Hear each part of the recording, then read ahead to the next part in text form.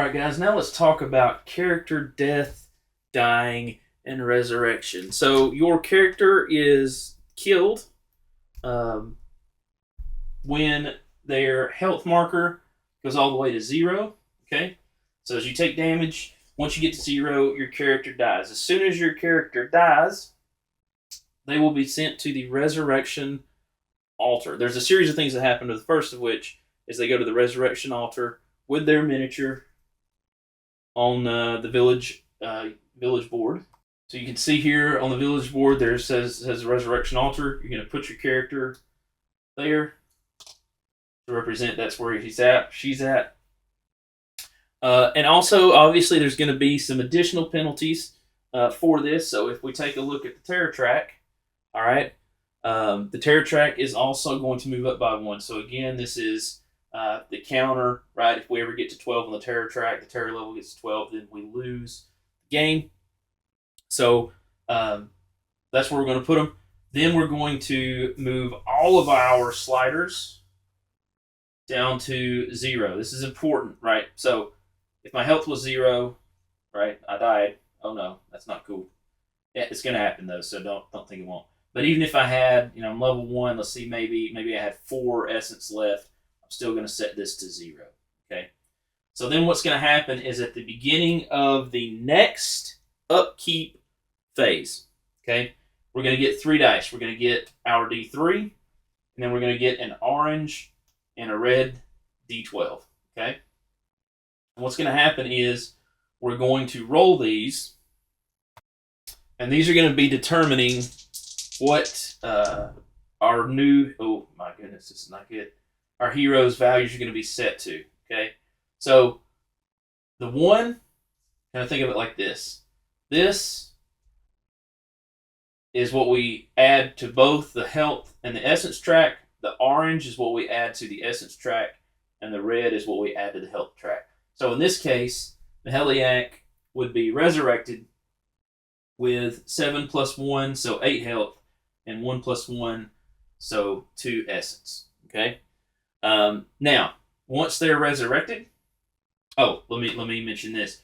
Whenever they die, all of their equipment, okay, that they have on them, stays with them. So if he had several items, whatever items, right, all his weapons, all of his abilities, right. So that's just one of the abilities. That's not a good example, but all of the abilities that he has. So if he had purchased any abilities, those stay with him.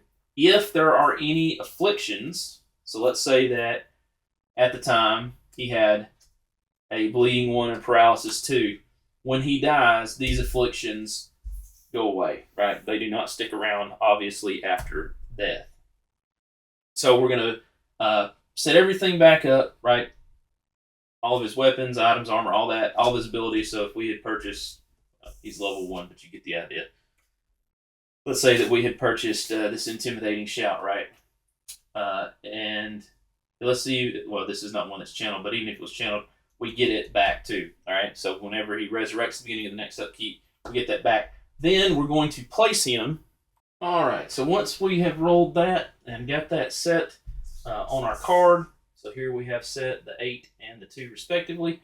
Now the hero is going to resurrect inside the dungeon adjacent to another hero. So we could put him anywhere adjacent to this hero here or here. So we could go here. We could go here, right? These are all adjacent. That's adjacent, right? That's adjacent.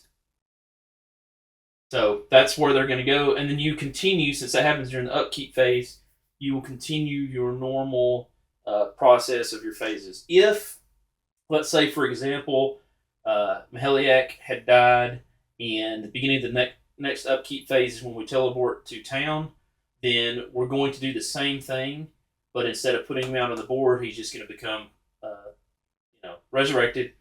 We're going to roll for everything, and then we can choose in town whether we want to send him to the tavern, for example. So maybe he resurrects, and we've got a bunch of money, right? So we can send him up here to the tavern and rent a room and sleep. Fully restores essence for 100 gold, or we can buy some potions right down here to heal him, or maybe we have a character the beginning of the next dungeon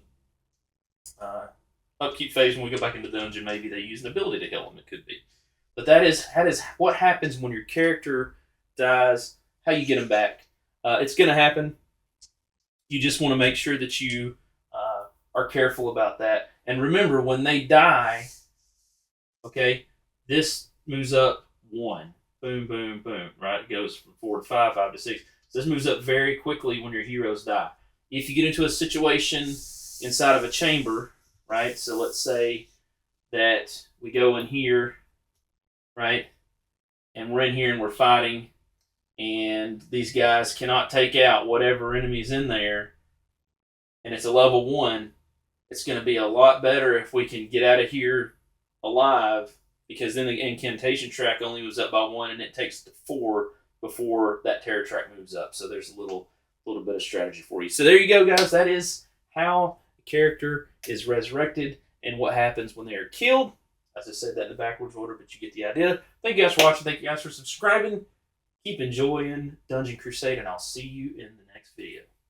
Bye, guys.